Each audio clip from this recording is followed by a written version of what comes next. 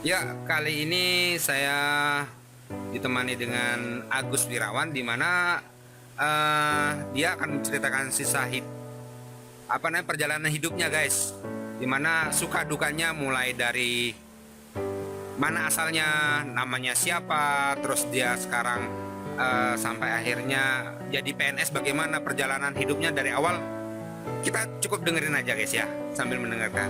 Oke, dengan siapa nih? Oke, selamat siang teman-teman, para sahabat yang ada di mana aja. Jadi kenalin, nama gua Agus Wirawan, tapi gua sering dipanggil Agus Tajun.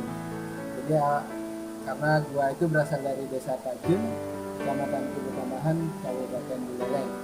Ya, jadi gua panjang sih ceritanya ini, cerita hidup gua ini ya lumayan ya ribet sih sebenarnya. Awalnya gua adalah anak petani di Desa Tajun, dan gua 3 bersaudara. Gua anak paling bontot, jadi gua kan anak paling kecil ya. Tahu sendiri, anak paling kecil ya paling disayang lah biasanya. Tapi ya kami termasuk diperlakukan sama lah dengan saudara-saudara lain. Jadi perjalanan hidup gua itu dari Dimulai SD. setelah setelah anu ya, uh, ya SD ya. SD itu ya di dekat rumah, jadi masih jalan kaki lah kita. Namanya zaman dulu itu sekolah itu ya jalan kaki sampai sekolah. Nggak seperti anak-anak sekarang Ya SD naik sekarang kan sepeda naik sudah. sepeda, Kalau sudah dulu ada kita internet, jalan-jalan kaki ya. sudah jalan sampai di SMP juga masih dengan kondisi rutinitas sebagai petani. Jadi sehari-harinya membantu orang tua di kebun, ya, tanam coklat, tanam kopi. Jadi begitulah kehidupan anak-anak zaman dahulu ya, Itu sangat kehidupan berbeda di desa ya. di desa, Itu sangat sama berbeda. dengan SD, SMP, SMA semuanya ada di desa. Kalau SMA sudah mulai pindah kita, Merantau.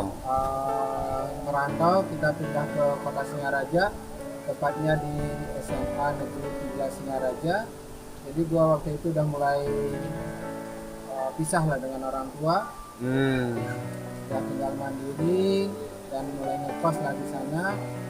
Dan waktu itu masih kita dikasih bekal itu 50.000 lah, 1 minggu itu 50.000. Wah, itu uang uang dulu itu udah lumayan banyak ya dibandingkan sekarang ya. Ya sudah lumayan, bersyukurlah waktu itu, artinya masih ada lah, masih bisa orang tua itu memberikan bekal ya untuk sekolah, untuk bayar sekolah, itu masih luar biasa. Makanya bersyukurlah, anak-anak sekarang itu sudah disekolahkan sama orang tua, kita tuntutlah yang setinggi-tingginya. Kemudian senormal gue SMA itu, Setelah SMA sudah mulai kerja atau uh, kemana kah? sebelumnya belum dulu, kita masih nyari kuliah, masih bingung waktu itu mau kuliah Singaraja apa di Denpasar. Nah, itu kuliah di mana? Akhirnya karena kakak gua kuliah di Denpasar, di salah satu universitas di Denpasar, jadi Hmm. gua juga ikut kakak lah istilahnya. Itu satu kos apa ngontrak waktu itu? Awalnya ya satu kos, kemudian mulai cari kontrakan. Jadi gua kuliahnya di Diploma 3 di Udayana, Universitas Oh, Udayana. Udayana Jadi ya, Universitas kebetulan Negeri di ya. Universitas Udayana, jurusan D3, Diploma 3 akuntansi. Ya mulailah seperti anak-anak kuliah biasa, mengenal kehidupan kota, ya macam-macam lah. Kadang kita ikut-ikut minum, ikut-ikut macam-macam juga. Itu zaman dulu ya, zaman dulu Ya, ya. tapi akhirnya gua mulai masuk suatu komunitas rohani. Gua lepas dari kehidupan yang ya agak kota amburadul lah. Ya, gue pelajari hidup. Akhirnya tamat kuliah, tamat D3, Hmm. gua ngerantau. Ya, jadi pikiran waktu itu cuma satu, dia nggak ngerepotin orang tua lagi di rumah. Jadi Merantau. mulai berpikir untuk merantau. Kerja itu, merantau kerja Ya, atau jadi sebelumnya pada saat kuliah itu udah mulai kerja. Kita kerja di rental komik, waktu itu rental buku. rental buku? Kemudian setelah berhenti di rental buku, kita di bekerja di salah satu perusahaan furniture, ya kalau boleh disebut itu di Sabi-Sabi Furniture, itu kerjasama dengan perusahaan Jepang. Ya, Makanan itu ya? Bukan. enggak, itu furniture. Oh, furniture. Furniture, jadi kita menyediakan furniture untuk dikirim ke Jepang. Nah, di sana administrasi ya cukuplah untuk bekal kuliah. Selain minta juga dikirimin sama orang tua, kita usaha sendiri lah gitu. Kemudian setelah tamat, gua pikir gua harus mulai belajar hidup lagi. Akhirnya gua merantau ke kota Bima, Itu Bima itu di Nusa Tenggara Barat. Lombok ya, Lombok bukan? Jadi nyebrang lagi.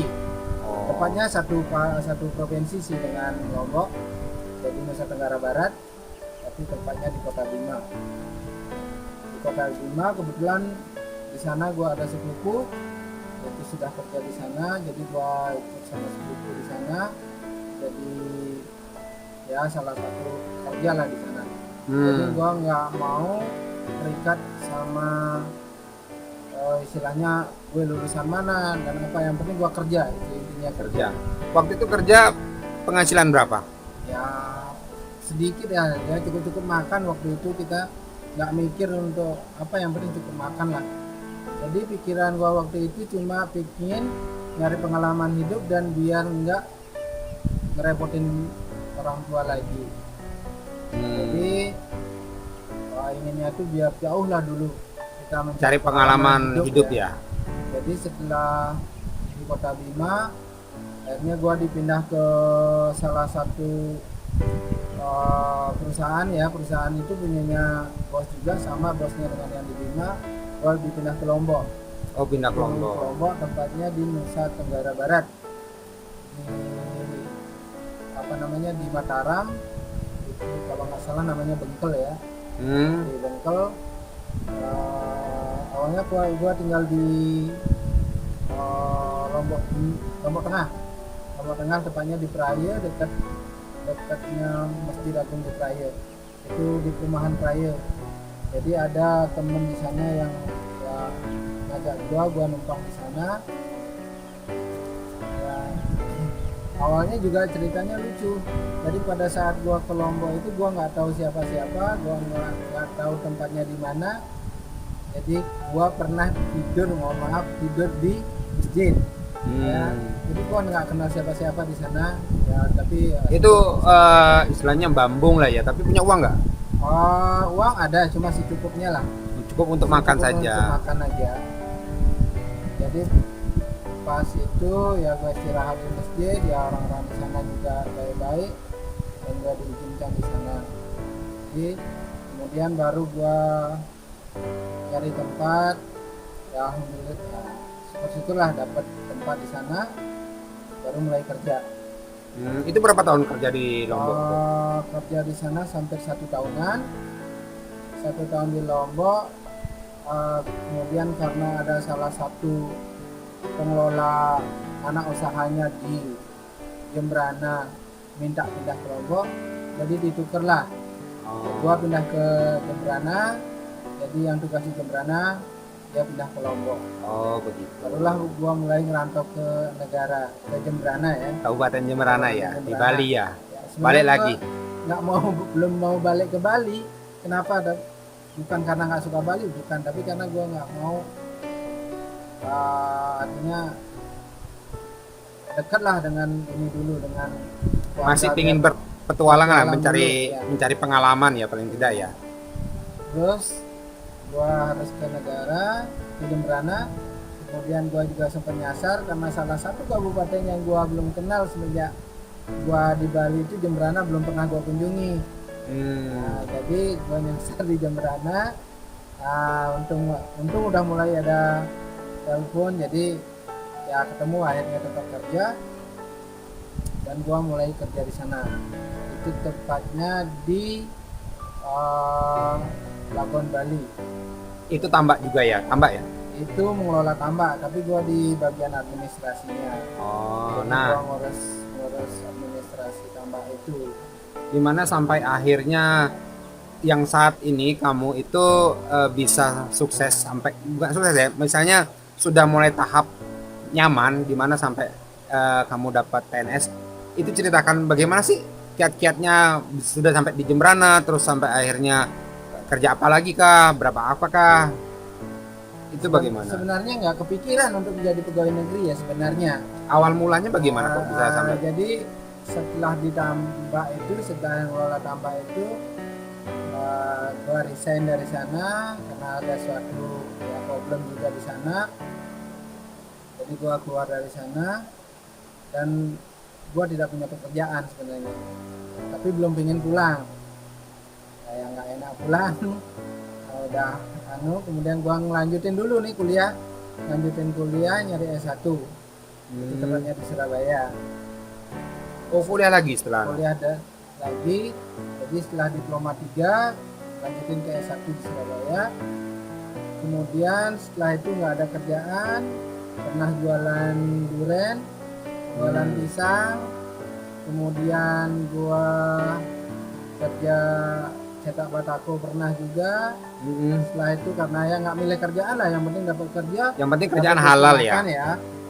Udah itu karena dari kecil memang biasa gitu, dari kecil juga gua di kebun jualan OB, kayak sekarang itu baju-baju bekas itu udah biasa juga.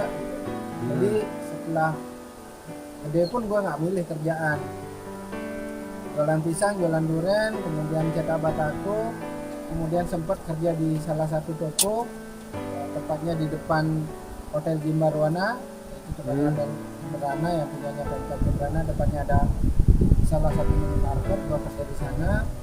Pernah juga kerja di asuransi, yang sempat menjadi agen asuransi, dan akhirnya gua memberanikan diri di tahun 2012 bulan Februari, gua naruh lamaran di pemerintah Kabupaten Jembrana. Jadi pada saat itu gua coba aja sih sebenarnya Ya. naruh lamaran. Kemudian di bulan Mei gua dipanggil, ditelepon oleh salah satu staf dinas koperasi, namanya Pak Wayan Suardito, gua masih ingat. Dia bolak-balik nelponin gua waktu itu karena gua HP-nya ya masih kadang hidup kadang mati ya, karena belum ada kerjaan. Jadi setelah itu akhirnya beliau bisa gua hubungi balik, dan disuruh gua ikut tes di Denpasar.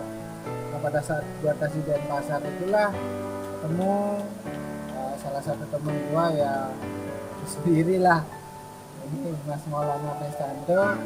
Jadi kita ikut tes di sana. Jadi syukur-syukur kita lulus bertiga bersama almarhum Pak Emang Suparse, kemudian Pak Maulana Prestanto, kemudian saya, kemudian gua. Itu ujian memang ditentukan dari pusat waktu itu ya. Waktu Tidak itu murni istilahnya tes lah. murni tes di mana tidak ada ya campur tangan ketiga gitu ya. Ya waktu itu nggak ada sama sekali.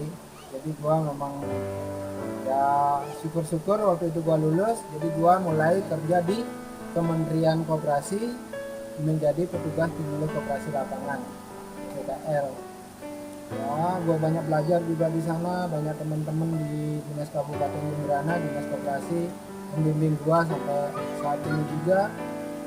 Ya banyak pengalaman yang gue dapat di organisasi, di pemerintahan, itu sangat luar biasa. Dan kemarin gue coba ya sebenarnya kalau bilang istilahnya fokus sekali enggak sih kemarin itu, karena gue sempat kecewa beberapa tahun terakhir. Jadi gue udah coba ngelamar menjadi pegawai negeri itu udah 3 kali ya. Yang pertama itu gue ngelamar di administrasi rumah sakit Kabupaten Jembrana, ya lulus tapi rankingan gue nggak dapet. Gue peringkat 5 waktu itu kalau nggak salah, nyari 2 apa nyari 3 orang. Kemudian yang kedua gue ngelamar di Dinas Koperasi, gue nggak lulus bahasa Inggris ya, karena nggak belajar ya. Kemudian di yang terakhir yang kemarin ini gue sebenarnya belum mau ikut, tapi dorongan dari istri gue, dari teman-teman, hanya gue coba. Gue dibantu oleh salah satu teman yang namanya namanya Uti ya, dia yang juga bantu gua untuk Yang mensupport lah ya. yang support juga, bantu untuk kirim berkas dan sebagainya. Akhirnya gua lulus administrasi dan akhirnya ikut tes SKD, seleksi kompetisi dasar. Ya kebetulan gua ngelamarnya itu di ahli Jembrana pertama Satpol PP, ahli pertama Polisi Pamong Praja di Jembrana. Itu nyari 2 orang. Nyari 2 orang.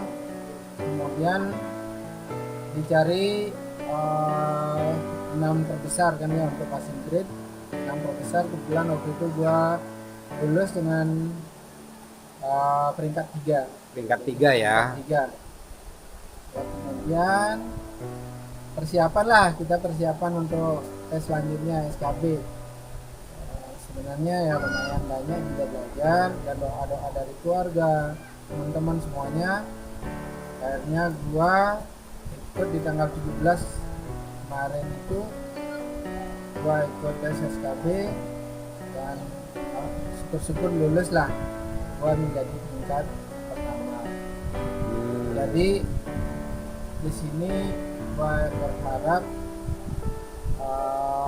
teman-teman semua yang mungkin nonton channel ini jangan pernah menyerah apapun kondisi kalian, dimanapun kalian berada, dan bagaimanapun orang memperlakukan kalian tetaplah menjadi orang yang baik dan tetaplah minta doa dari semua orang.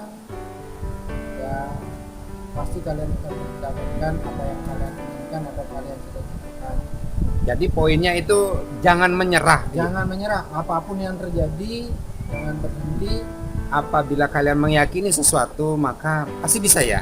Lakukan, tapi tetap berdoa, kemudian lakukan dengan baik, jangan berhenti berbuat baik, dan jangan pernah menyakiti siapapun. Itu kita di sana berproses lah, berproses untuk mendapatkan sesuatu itulah dengan selalu berbuat baik, memberikan bantuan kepada orang lain, dan jangan pernah membuat orang lain tersakiti. Ada poin nggak untuk pesan-pesan untuk istri mungkin atau orang tua? Boleh. Pertama Ya, ya, bisa. kalau pertama itu untuk istri gua. Istri gua sudah sangat luar biasa mendampingi gua dari hampir 7 tahun. Sangat-sangat mensupport gua dalam kehidupan gua sampai sekarang. Jadi kondisi gua saat ini tidak terlepas dari dukungan istri gua. Gitu ya Yang guys. kedua, pada orang tua gua yang ada di Singaraja sampai sekarang masih di Singaraja, terima kasih banyak. Ini semua berkat doa kedua orang tua, dukungan kedua orang tua. Jadi dia yang sangat mensupport gua juga, dan doa teman-teman yang selalu membantu gua juga selama ini yang sangat luar biasa lah bagi gua. Jadi kehidupan gua juga akan gua persembahkan bagi orang-orang yang sayang sama gua. Jadi terima kasih banyak kepada semua keluarga, semua teman-teman, dan kepada Tuhan juga sudah memberikan karunia yang berlimpah pada gua, terutama kesehatan yang paling penting. Dan Oke. bagi teman-teman juga semangat terus. Nah, satu lagi nih untuk akhir kata penutup, apa harapan untuk kedepannya Kalau harapan gua ke depan ya gua agar masih, teman-teman ini bisa termotivasi juga nih? masih berjuang juga untuk menjadi pribadi yang lebih baik, terutama untuk bisa membantu banyak orang. Ya mohon doa dari teman-teman agar gua bisa berbuat lebih lah untuk semua orang. Dan gua sama istri gua lagi berusaha juga untuk mendapatkan rezeki anak. Mohon doa teman-teman semua, mohon doanya, mohon restunya, semoga gua cepat mendapatkan omongan. Oke guys, mungkin itu kisah dari perjalanannya Abi Agus Ikomang Agus Wirawan. Oke guys, sekian, terima kasih.